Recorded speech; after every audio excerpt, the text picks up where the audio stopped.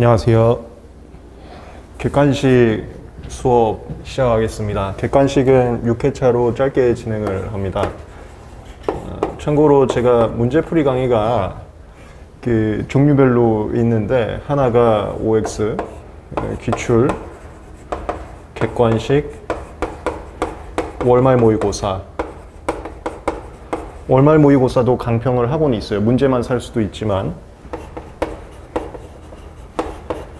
OX는 최신 기출 위주로 쟁점별로 중요 문제들을 발췌한 거고, 이것은 제가 상담을 굉장히 많이 받는데, 지금 특허법 공부가 좀 버겁다, 부담스럽다, 시간이 좀 없다 하시는 분들한테 추천드려요. 그러니까 양을 좀 줄여야 자신감이 형성되고, 자신감이 형성돼야 그 다음에 뭐라도 더 볼 수 있기 때문에, 이거는 좀 자신감이 부족한 분들에게 OX 문제 풀고 그다음 혼자 풀기 힘들면은 강의까지, 얘는 8회로 진행을 했었습니다.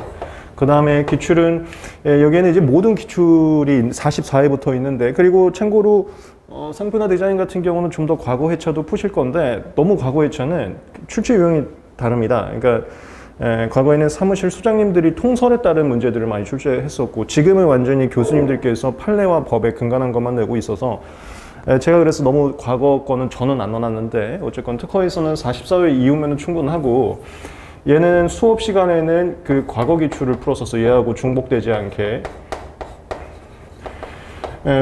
그 책 자체는 회차별로 되어 있지만 수업은 쟁점별로 나갔었고요. 이것도 8회로. 얘하고 얘는 좀 상세하게 나갔었는데, 우리 객관식은 여기는 완전히 그 자신 없는 분들, 여기는 일반적인 루트를 타는 분들, 여기는 조금 특허법을 안다 하는 분들을 대상으로 하다 보니까, 그러니까 회독도 좀 어느 됐고, 그래서 제가 6회로 갈 거고, 이건 기출을 제외한 뭐라고 표현해야 되지? 그 창작 문제, 기출 문제는 안 풀 거예요. 강의들 겹치지 않게. 그리고 쟁점별로 나갈 겁니다. 제가 수업을 파트마다 한두 문제씩 추출해서 풀 겁니다. 그리고 나머지 문제들은 여러분들이 혼자서 복습을 하셔야 되는 거고, 짧게 끝낼 거예요. 모의고사 같은 경우는 매달 20문제씩 진행을 하고 있고, 그래서 공부가 부족하신 분들은 OX, 그 다음에 일반적으로 루트를 타신 분들은 기출, 그 다음에 OX나 기출이나 하는 분들은 이거 월말 모의고 꼭 같이 참고를 했으면 좋겠어요. 이거는 제가 출제 예상 문제들로 다 직접 선별해서 만든 거기 때문에 얘는 좀 참고하고. 참고로 이거 매월 모고 보고 문제도 구입할 수는 있지만, 제일 끝에 최종 정리 교재에 다 집어넣을 겁니다. 뭐 거기에도 들어갈 거니까 참고해 두셔도 되고. 그 다음에 객관식은 어느 정도 실력이 있으신 분들께서 좀 다듬는다라는 개념으로 했으면 좋겠어요. 왜냐면 너무 두껍다 보니까. 그리고 객관식에서 이것은 정말로 이제 100점 맞을 분들, 그러니까 기출문제에서 가끔 지엽적인 문제 나오거든요. 너무 지엽적인 실무형, 너무 지엽적인 심사기준, 이런 게 두세 문제씩, 한두 문제씩은 꼭 나옵니다, 매년. 그런 것까지 대비를 하는 거여서 조금 실무적인 거, 조금 심사 기준적인 것들도 문제가 들어가 있어요. 만약에 그런 것들 수업 시간에 보지 않은 것 중에서 궁금하신 점들이 있으면은 질문 주시면은 제가 걔는 요런 분류여서 시험 문제 나올 가능성은 조금 적은데 모든 것을 완벽하게 대비하고자 이렇게 한 거고, 목적성부터 잡아드리면서 요 정도만 알고 넘어가시면 되겠습니다를 다 잡아드릴게요. 필요한 부분들이 있으면 질문 주세요. 제가 요즘 조금 정신이 없어갖고 질문이 좀 늦어지고 있는데 죄송합니다. 최대한 빠르게 달 수 있도록 노력을 하겠습니다. 이 6회는 우리 진도 나갔던 순서대로 갈 거예요. 절차 총칙, 거절 이유, 출원 절차, 심사관님 심사와 공개, 그 다음에 특허권 실시권 질권, 침해 실체, 침해 절차, 심판소송, 마지막으로 PCT와 조약. 조약은 파리 조약하고 WTO, 특히나 WTO 조금만 정리를 좀 할 겁니다.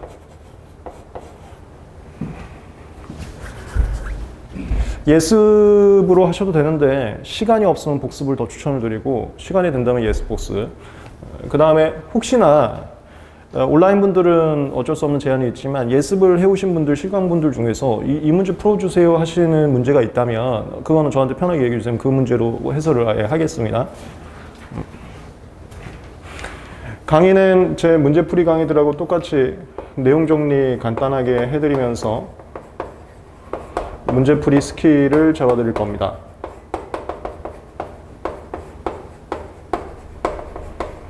그래서 얘네들도 마찬가지였었는데 매회 끝나면 해당 진도까지 조문노트하고 판례노트를 꼭 그 주 안에 회독을 하세요. 그래서 단거나 정리를 끝내세요. 이렇게 해서 좀 자신감 좀 형성될 수 있게 진도 나가겠습니다. 그리고 마지막 하나만 더.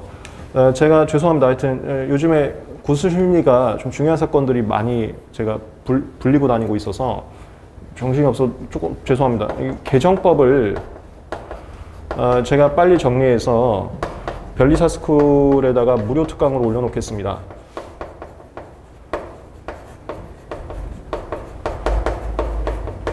이거 나오면은 애플리케이션, 우리 변리사스쿨 애플리케이션, 그 다음에 홈페이지 여기다 다 공지할 테니까 무료 특강 참고해 주세요. 이거 참고로 뭐 변경된 법은 없고 추가가 됐어요. 제가 봤을 때 시험 문제 나올 게 한 두세 개 정도는 있을 것 같은데 뭐 수수료 반환 사유 같은 게 좀 추가되고 직권보정 좀 지역적인 걸 추가가 됐는데 변경된 내용은 아니기 때문에 기존 기출문제집이나 기존 OX 문제집이나 기존 객관식 문제집을 정답을 바꿀 필요는 없을 것 같습니다. 하지만 좀 몇 개 좀 잡아두실 것들 제가 죄송합니다. 이거 빨리 할 테니까 공지 뜨면은 참고는 따로 해주시기 바랍니다. 됐어요.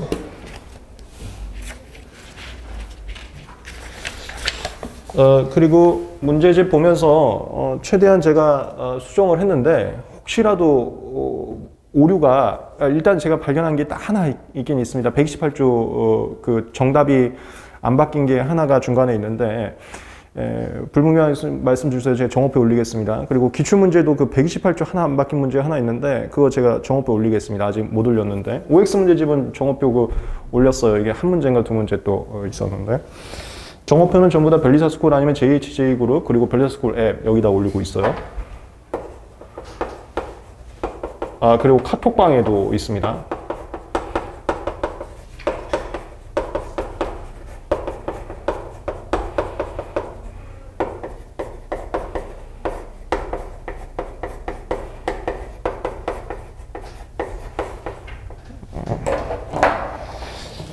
객관식.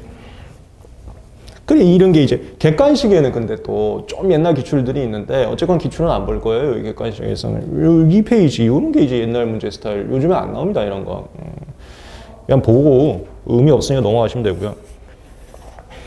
3페이지 이거 전형적으로 나온 문제인데 이거 한번 봅시다. 1번 발명의 성립성. 그리고 이게 이제 절차 충칙해야 되는데 이제 발명의 성립성이 튀어나오긴 했는데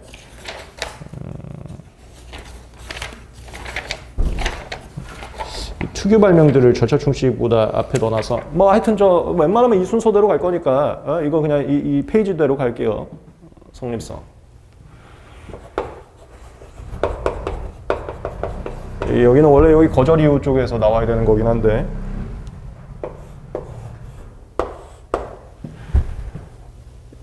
정의는 2조 1호에 있고 위반되면은 29조이란 본문 위반으로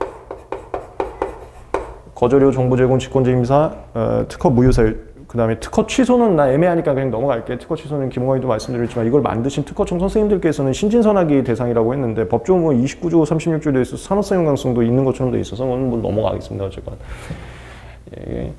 이게 자연법칙을 이용한 기술적 사상의 창작으로서 고도한 것일 것. 자연법칙 이용 여부 맨날 시험 문제 나오는 거. 이쪽에 컴퓨터 관련 발명.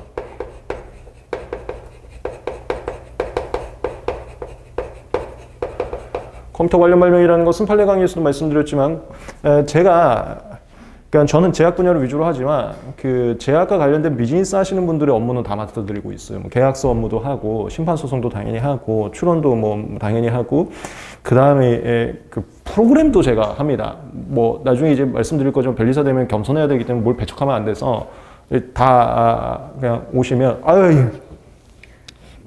바로 신속하게 해드리겠습니다. 이렇게 해서 제가 이 BM이라고 하거든요. 비즈니스 메서드. 그것도 몇 건을 좀 했어요. 이런 컴퓨터 관련 발명, 비즈니스 메서드 같은 경우는 메인 구성이 아예 그 플로우 차트야. 예를 들어 뭐 컴공과에서 많이 하는 그 세모 그리고 네모 그려서 플로우 차트 그리는 거. 이런 행위를 하면 X, O, 그 다음에 또 이 행위하면 X, O 이렇게 해서 최종적인 어떤 결과. 기본 강의 말씀드린 것은 제가 약봉투에다가 복약지도상 프린팅 되는 걸 했었는데 환자 쪽에서 약국에다 제출을 하면은 약사님 뭘 입력을 하면은 봉투에 복약지도가 자동으로 프린팅 되는 이 효과가 나타나는 플로우 차트. 메인 구성은 그 플로우 차트, 그 플로우 차트는 내가 정한 그냥 법칙입니다. 내가 정한 약속이기 때문에 자연 법칙이라고 하지 않아요. 자연 법칙은 신께서 주신 광물을 자연 법칙이라는 거고, 요는 약속은 인위 법칙이라고 합니다. 하지만 IT 시대다 보니까 이런 걸로 인해서 돈 많이 벌고 산업이 발전되다 보니까 이거 보호해줘야겠다. 보호해줘야 더 대단한 아이디어 나온다 해갖고 얘를 특허로 보호해주려고 해요. 그걸 어떻게 하냐면 맨날 하는 게 이거예요. 이 메인 구성인 내가 그 플로우 차트 인위 법칙이라고 했잖아요. 그래서 자연 법칙 이용 여부는 청구항 전체로 판단한다. 구성 중 일부가 이 법칙이 있다 하더라도 전체로서 자연법칙을 이용하고 있다고 하면은 특허를 주겠다. 그럼 전체로서 자연법칙을 이용한다는 건 뭐냐? 이게 자동화. 자동화라는 게 사람 손으로 하는 것이 아니라 다 기계를 통해서 하는 거예요. 그래서 우리가 비즈니스 메소드 발명, 컴퓨터 관련 발명을 하면은 무조건 들어가는 게 컴퓨터 서버예요. 컴퓨터가 한다. 이거를 청구항 전체로서 자동화되어 있어서 특허를 주겠다 이렇게 표현을 합니다. 그걸 하드웨어라고 해. 이 전체라는 것은 소프트웨어한 정보 처리가 소프트웨어한 정보 처리라는 게 그 효과 나타나는 걸 얘기하는 겁니다. 플로우 차트를 통해서 최종적으로 효과 나타나는 거, 약봉투에다가 보호시험상 프린팅 되는 거, 그 효과가 하드웨어를 이용해서 구체적으로 실현되고 있는 경우, 이게 컴퓨터야.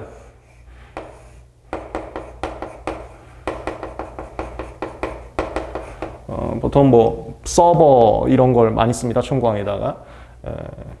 이게 자동화예요. 사람 손으로 하지 않는 거. 그럼 특허 준다. 이 관점. 그래서 컴퓨터 관련이란 표현이 최근 심사기준에서 정립한 표현인데 교수님들께서는 이 표현 안 쓰고 과거 표현도 많이 쓰더라고요. 이제 비즈니스 메서드 또는 프로그램 발명. 그러면 이 문제라고 보시면 돼요. 특히나 요즘은 다 비즈니스 메서드야.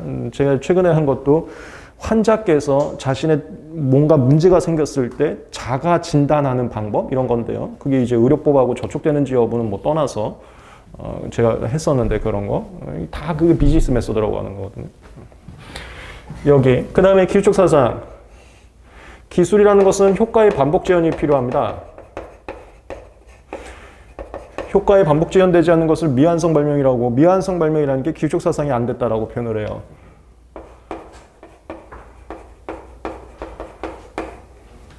이거 미완성 뭐 전형적으로 나오는 쟁점.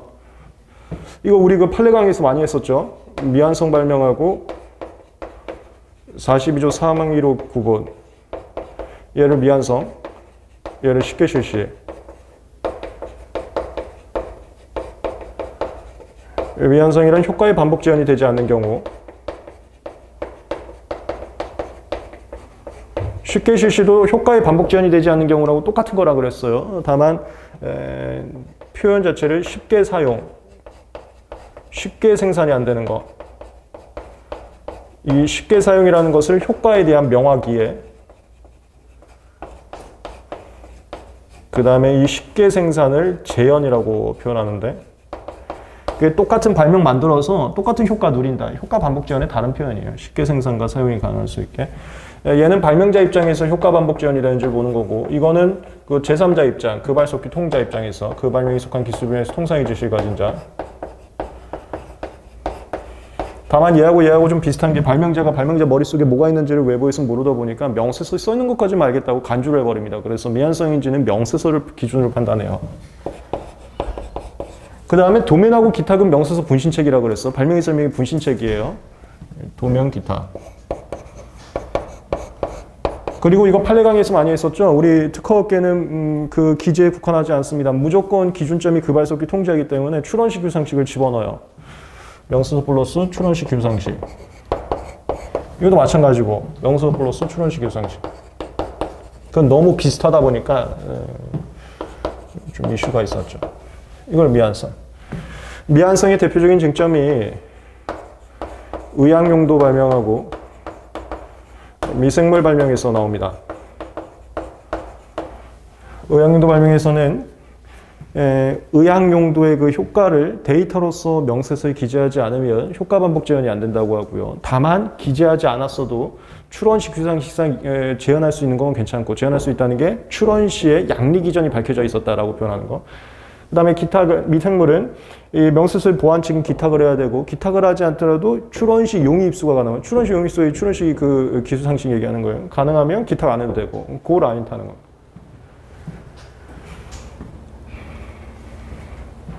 그래, 이거 말 나온 김에 여기까지 정리를 할게요. 이 미생물이라는 것은 이 출원 시 기술상식을 출원 시 용의 입수라고 표현하는데, 가능하냐 안 되냐. 가능하면 기탁은 재량 해도 되고 안 해도 되고, 안 해도 이게 보충되기 때문에 이 경우에는 기탁을 무조건 해야 됩니다. 기탁을 안 했을 때에는 명세서에다가 입수 방법 기재하면 되고요.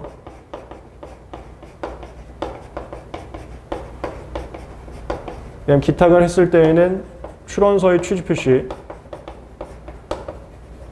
그 다음에 증명서류 제출, 그리고 명세서의 수탁번호. 이거 우리 기본강의 조문특강에서 많이 했었죠. 주체기간 서면이라고.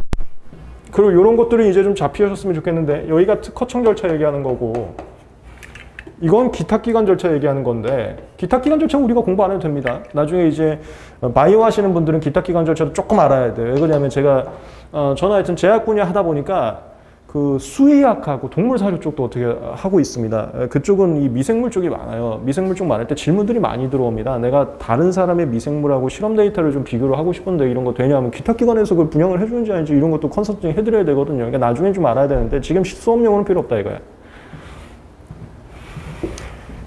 그 다음에 이거 기본 강의에서 많이 했었죠. 만약에 여기에 문제가 있을 때는 보정명령, 46조 보정명령을 하고 기탁이 무효가 될 수도 있다. 사실 엄밀하게는 이거 수탁번호 말고 출원서 쪽이긴 한데,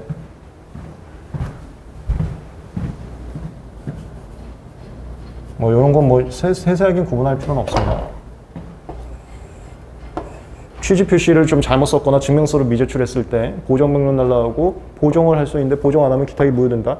기탁이 무효되면은 필수연대 안 했다면 42조 사망의료 위반인과 동시에 29조 1항 본문 더블로 위반된다.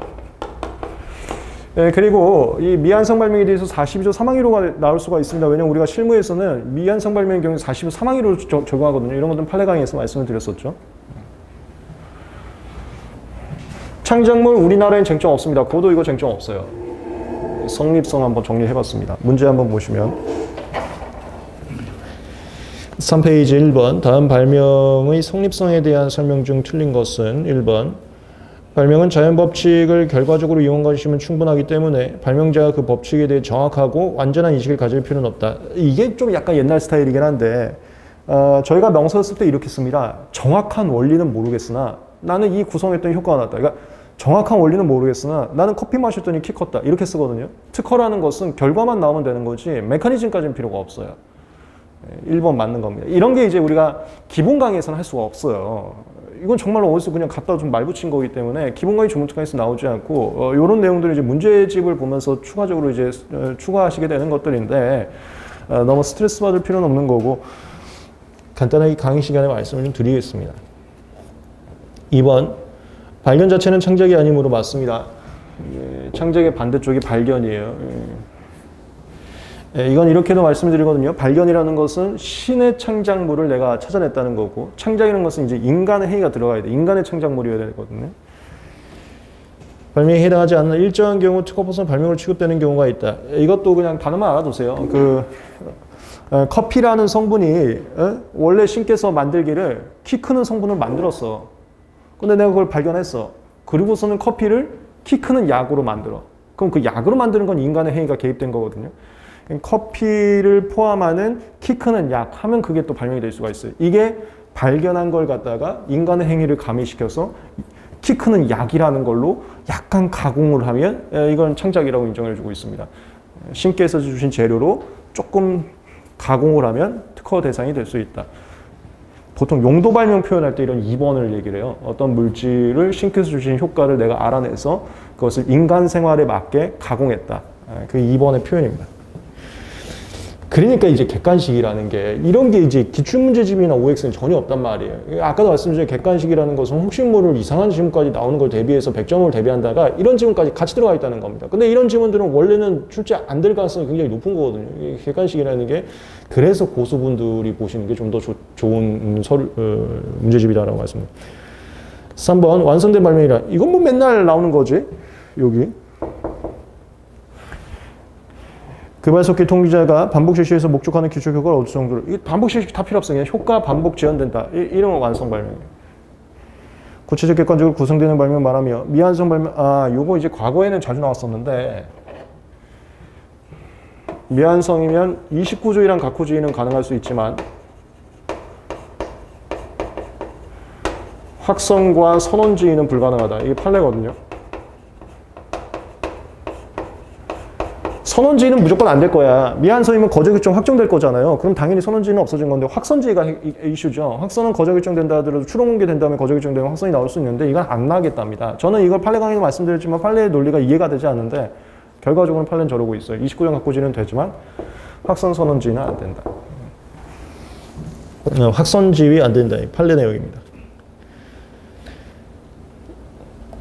4번 특허법상 발명은 잘못 진행한 기술적 사상의 창작으로서 고도한 것이고 법중은 그대로 써놨네요. 실용신안법상 고하는 고하는 요 고도를 뺀 거. 그래서 우리 기본 강의나 조목특강에서 말씀드리면 조금 덜 떨어졌다 하더라도 이게 시장에서 대박이 나면 보호를 해줘야 그런 대박 나는 것들을 또 만들고 대박 나는 게 또 나오면 그래도 인간 사회가 더 좋아지지 않을까라고 생각을 한 거여서 실용신안을 만들게 됐어요. 이게 있는 나라는 별로 없는데 우리나라는 그런 개념에서 만들었고 그걸 고안이라고 합니다. 고안은 고도가 빠집니다. 잘못 실행한 기술사상의 창작으로 고도성을 요구하지 않은 한 특허의 대상이 모두 실용신안 대상이 되는 것은 아니다.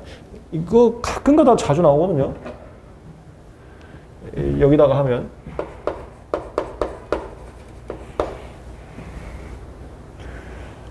특허에서는 물건 발명, 제법 발명, 방법 발명 이게 다 보호가 되고 물질도 물건 발명의 일종으로 봐서 물질도 다 보호를 해주고 있습니다.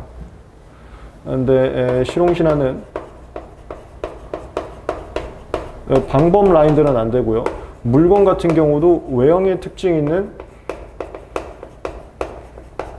물건만 보호가 되고 있어요. 이거 기본 강의에서도 말씀드렸지만 돋보기 달린 손톱깎이 생각하면 된다 그랬었죠.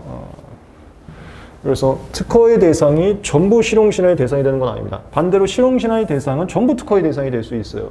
그래서 실용신안의 대상을 만드신 분들은 네, 기본 강의에서 했지만 쫄 보면 실용신안 출원하는 거고 용접은 특허 출원하는 거예요. 제가 이거 판례 강의나 기본 강의에서도 말씀드리지만 LED 마스크 많이 하셨거든요. 그 홈쇼핑에다 팔려고 아주 그냥 그거예요. 지금 이거 샘플 강의에서 이렇게 얘기도 되는지 모르겠는데 나하고 똑같은 친구가 그러니까 대단해 보이지 않는 친구가 갑자기 LED 마스크를 만들어갖고 떼부자 됐다는 거예요. 그래서 기분 나빠갖고 나도 만들고 그런 게 이걸 이렇게 얘기해도 되는지 모르겠는데 그런 비즈니스들이 좀 있어요. 그 대박이 나니까 나도 팔려고 하는데 홈쇼핑 팔려면 홈쇼핑이 그 침해 분쟁에서 벗어나고 싶어갖고 권리를 요구하더라고. 나도 잘 몰랐는데. 근데 이제 권리가 있다고 하더라도 이용저촉 관계가 되면 침해 맞거든요. 하지만 이용저촉 관계가 아니면 비침해도 또 맞거든. 그래서 권리가 있으면 침해일 가능성이 조금 떨어지니까 이용저촉 관계 아니면 이제 침해는 아니니까 홈쇼핑상에서 침해 분쟁에 휘말리기가 싫어갖고 침해품 가져와서 팔면 걔도 침해자거든. 그래서 권리를 요구하고 그래서 고객들이 그냥 다 LED 마스크 이거 울트라맨 같이 생긴 거 다 가져와서 실용신안 특허나 아무거나 주세요 할 때 그걸로 인해서 예측 불가 효과까지 있다 특허. 예측 불가는 아니지만 종전 제품보다 더 나은 게 있다 실용신안. 그 다음에 더 나은 게 아예 없다 그럼 디자인. 그렇게 가고 있습니다. 5번 출원 발명이 자연법칙 이용한 것이 아닌 때에는 29조라는 본문 산업성 이용할 수 있는 발명의 요건을 충족하지 못함을 이유로 맞죠? 출원을 거절정해야 되고 여기서 출원 발명이 잘못적 이용한 것이 여부는 청구한 각 구성 요소별로 판단 아닙니다. 구성별로가 아니라 구성 중 일부에 인위법칙이 들어가 있다 하더라도 전체로서 잘못적 이용하고 있으면 특허를 주고 있습니다. 전체로서 판단해야 됩니다. 성립성 오랫동안 좀 안 나온 것 같아요. 이건 나올 때 됐습니다.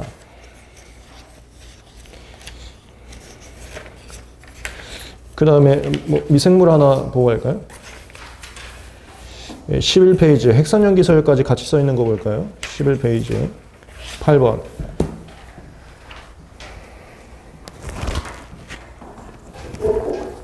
저거는 혼자 보시고 의학용도는 이거는 이제 구분되시죠? 우리 판례 강의에서 많이 했으니까. 의학용도라고 해서 다 그냥 의학 쪽은 다 똑같은 발명이라고 생각하시는데 우리는 안 그러죠. 판례 강의에서 다 말씀드렸으니까. 요걸 의약품이라고 하고, 의약품은 주성분에다가 첨가제 집어넣어서 만든다 했습니다. 이걸 이제 어떻게 먹는지를 용법 용량, 이게 다 발명이 다른 것들이에요.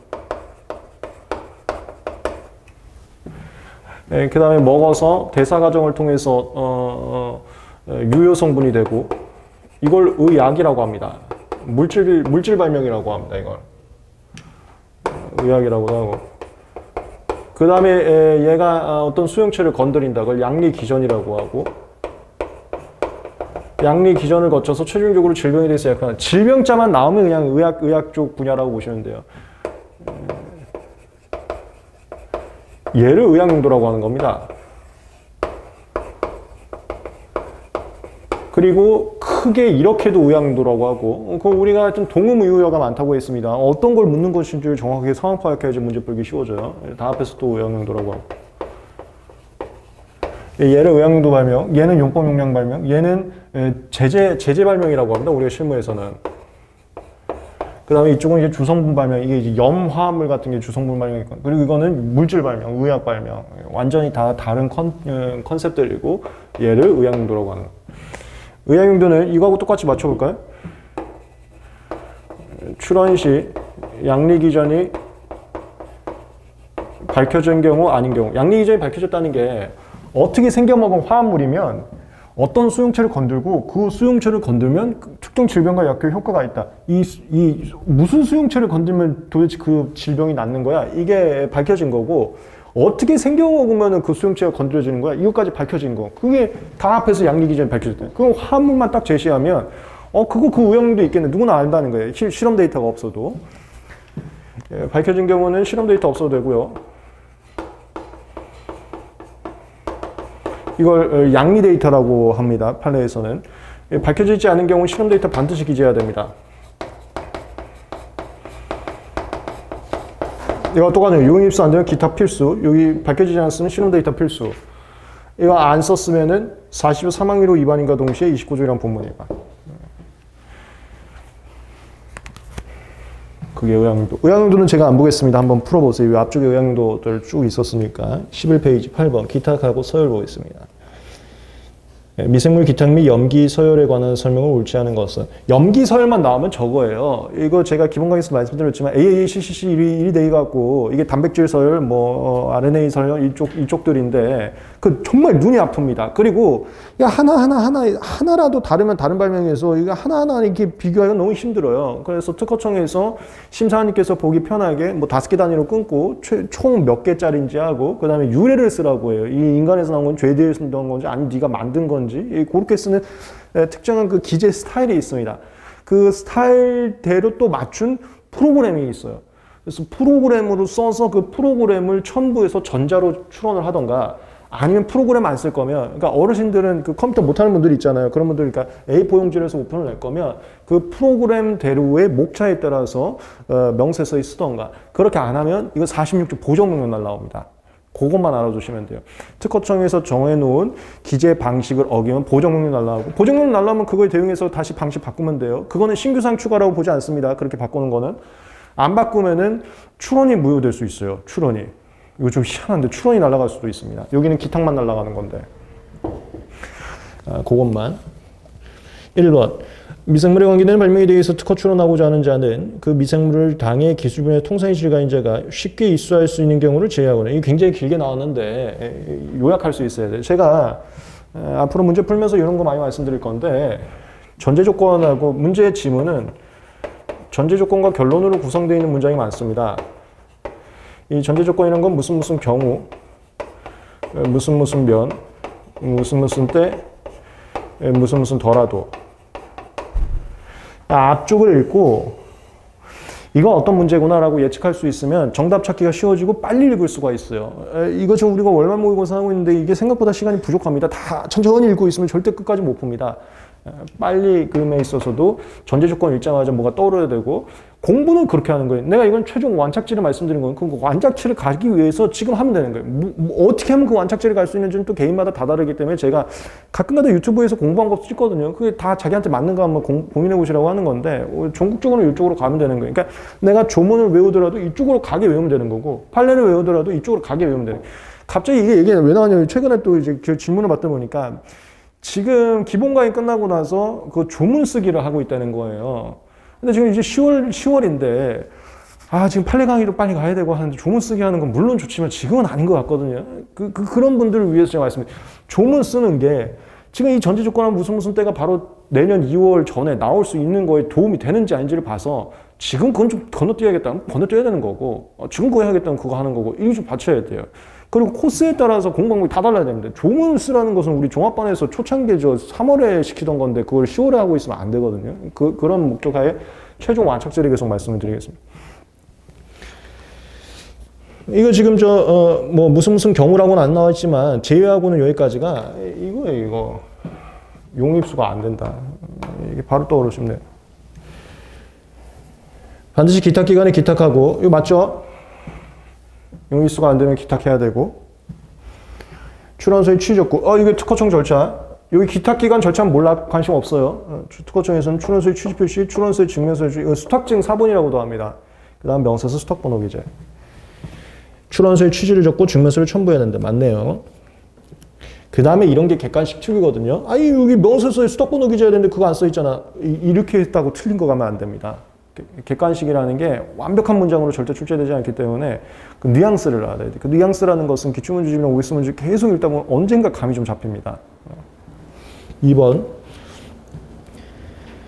미생물의 기탁이 필요한 출원에서, 이것도 무슨 경우가 저 밑에 나오네요. 출원서에 미생물 기탁의 취지를 기재했으나 사실을 증명한 서류를 첨부하지 않은 경우. 이거 나왔다. 이게 여기에요.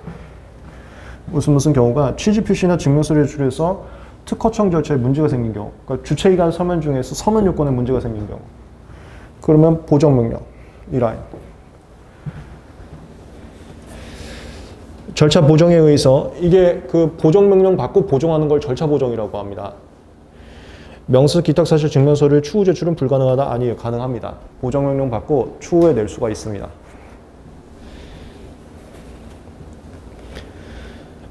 3번. 그래서 2번은 우리가 이따가 절차 총칙할 건데 저런 느낌이야. 반려 이유로 통지받잖아요. 보정이 절대 안 돼요. 끝장나는 거야.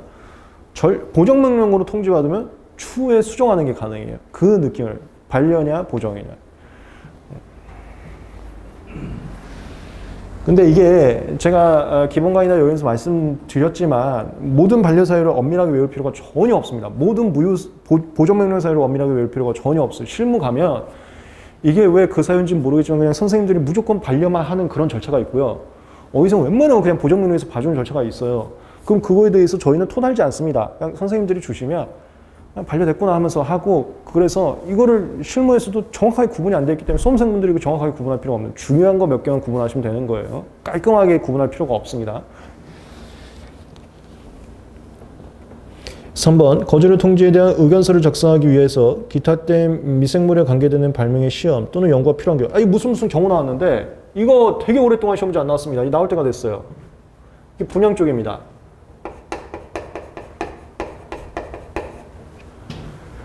제가 아까 말씀드린 것처럼 나중에는 기탁기관의 기탁 절차도 좀 알아야 된다는 게, 우리 손님들이 저거 분양에 대해서 물어본다니까요, 우리한테. 저희는 저 특허만 하지 그런 거 아는데 하면은 그것도 재수없다 그래요. 그래서 공부를 해와서 알아야 됩니다. 이쪽 분양. 이 분양이 연구 또는 시험용하고 허락받은 경우가 있어요. 우리 실무에서는 연구 또는 시험이라는 상황이 거의 안 나오고 그 허락, 동의서 자꾸 내야 돼. 그래서 기탁자한테 또 동의서 받아야지 분양받고 그런 경우가 좀 많아요. 그러니까 분양이 좀 성가십니다. 이게 받아오기 좀 쉽지는 않아요. 이거 연구 또는 시험은 그 특허 침해할 때 96조 얘기하는 겁니다. 특허권을 받았어도 연구 또는 시험이 비침해잖아요. 출원 상태에서도 연구 또는 시험하는 것은 보상금 청구권 대상이 되지 않아요. 연구 또는 시험이 있는 건데. 연구 또는 시험할 때에는 공개가 됐을 때, 공개가 출원 공개 또는 설정 등록. 공개 전에는 안 됩니다. 그 다음에 이게 이제 시험 문제 나올 거야. 공개 전에도 되는 게 있어요. 그게 이렇게야. 얘네들은 공개 전에도 돼요. 그게 지금 나온 의견서 작성을 해서 필요한 경우. 의견서 작성을 해서 필요한 경우가 뭐냐면, 이거 뭐 정확하게 감은 안 오시겠지만 대충 제가 말씀드리면, 제가 요즘에 계속 당하는 건데, 저희 고객이 미생물 갖다가 출원을 했습니다. 그럼 심사위원님께서 출원되고 얘하고 미생물이 똑같은 것 같다, 이렇게 그냥 일단 거절을 내리세요. 뭐 이거 공개되기 전이니까 뭐 확선이나 선언 같은 거 나왔겠지. 그게 어떻게 되냐면, 미생물의 그 서열이나 이런 정보를 정확하게 명세서 안 써도 괜찮거든요. 기탁을 했으면 수탁번호만 쓰면 되지, 미생물의 그 정보를 정확하게 안 써도 괜찮아요. 그래서 우리가 보통 학명까지만 씁니다. 뭐 바실러스 어디, 뭐 소프틸리스 어디, 이렇게 쓰면 학명이 같잖아요. 심사관님 무조건 그냥 거절을 때리세요. 야, 이거 같은 거 아니야? 이렇게. 왜냐면 심사관 입장에서는 이게 정확하게 같은 미생물인지 아닌지 모르기 때문에, 그리고 우리도 명세를 안 썼기 때문에 학명 같으면 모르겠다 이렇게 때립니다. 그러면 때리면 우리가 다른 거를 입증을 해줘야 돼요. 안 다르면 우리 거절되거든. 그때 하는 게 이거예요. 의견서 작성을 해서 가져오겠다. 왜냐면 걔네도 나 학명만 알지 뭔지 모르고, 그러면 걔네 거 가져와서 내 거 하고 뭐 동정을 하던가, 얘가 뭐 어떻게 생겨보는지 동정한다라고 표현하더라고. 동정을 하던가, 아니 이제 효과 대비가 제일 좋은 거예요. 효과에서 효과 다른 건 다른 미생물이라는 거거든요. 그게 의견서 작성을 위해서 공개되지 않았어도 필요한 경우는 분양받을 수 있다. 내가 당장 거절되게 생겼으니까. 이거 딱 학명만 같아서 그런 건데, 그런 상황이 의견서 작성입니다. 지금 제가 걸려있는 상황이거든요. 그럼 난감하지. 이거 학명은 저 어떡할 거야, 그거. 근데 내가 아까도 얘기했지만 남의 거 분양받아오는 게 생각보다 어려워요. 이게 법리적으로만 있는 거지. 실무에서는 나 의견서 작성을 했으면 주세요. 안 됩니다. 잘 안 돼갖고 변리사가 알아서 서면으로 저 잘 해야 돼요. 실험 같은 게 어려워요. 그러니 이제 그런 말을 하시는 거죠. 일부 선생님들께서는 변리사는 뱀의 혀다, 들어서는 안 된다, 그런 말 하는 게, 이거 어떻게 할 수가 없으니까 제가 알아서 다르고 효과 좋다 이걸 꾸며내야 되거든요. 더 이상 얘기 안 하겠습니다. 그 다음에 허락받으면 마음대로 할 수 있습니다. 이 실무에서는 다 이걸로 가요. 허락받으면. 근데 그쪽에서 허락을 해주겠냐고. 이거 언제 받을 수 있는지, 받았을 때 어떻게 써야 되는지, 이거 벗어나게 쓰면은 보상금 청구권 당하는 거예요. 고나. 3번, 시험 또는 연구가 필요한 경우는, 시험 또는 연구가 필요한 경우로 나왔으니까 얘하고 얘 떠올려야 되는 거야. 그게 전제 조건 일정하자 결론이 떠오르는 거. 이걸 마스터할 정도로 조문을 외워두시면 되는 거예요. 미생물에 관계된 발명에 대해 특허 출원이 공개되거나 설정되지 않았어도, 무슨 더라도 또 나왔네. 그럼 이거네. 이거 아니었어도 이거. 기타 기관부터 미생물을 분양받을 수 있다. 의견서 작성을 위한 경우는 분양받을 수 있는 경우가 있을 수 있어요. 4번. 핵산연기서열을 포함한 특허 출원하려는 자는 특허청장님이 정하는 방법. 이거밖에 안 나와. 연기서열은 특허청장님이 정한 방법. 작성한 서면은 명세 적거나 아니면 그 전용 프로그램이 있다고 그랬죠? 그 전자 파일을 출원서에 첨부해야 된다. 보통 우리가 전자 파일 집어넣어요. 우리가 다 전자문서 온라인으로 제출하기 때문에 전자 파일로 하고요. 어르신들 이제 A4로 하는 경우만 전자 파일이 아닌 그 형식에 따라서 명세서에 직접 이렇게 쓰시면 되는 거고. 4번 했고, 5번. 미생물을 기탁한 자로부터 미생물 분양에 대한 허락을 받은 자는, 이번에 여기네. 허락. 연구 또는 시험 목적이 아닌 경우도 분양이 가능할 수 있다. 맞아요. 허락받은 범위 내에서 알아서 할 수 있거든요. 8번이었습니다. 여기까지 성립성 한번 봤습니다. 그 뒤에 무슨 뭐 선택 발명 이런 거 막 나오는데 수치한정 이거 어차피 뒤에서 또 나올 거니까 지금 여기서는 뭐 넘어가겠습니다. 이게 다 뒤에서 다시 나올 거거든요.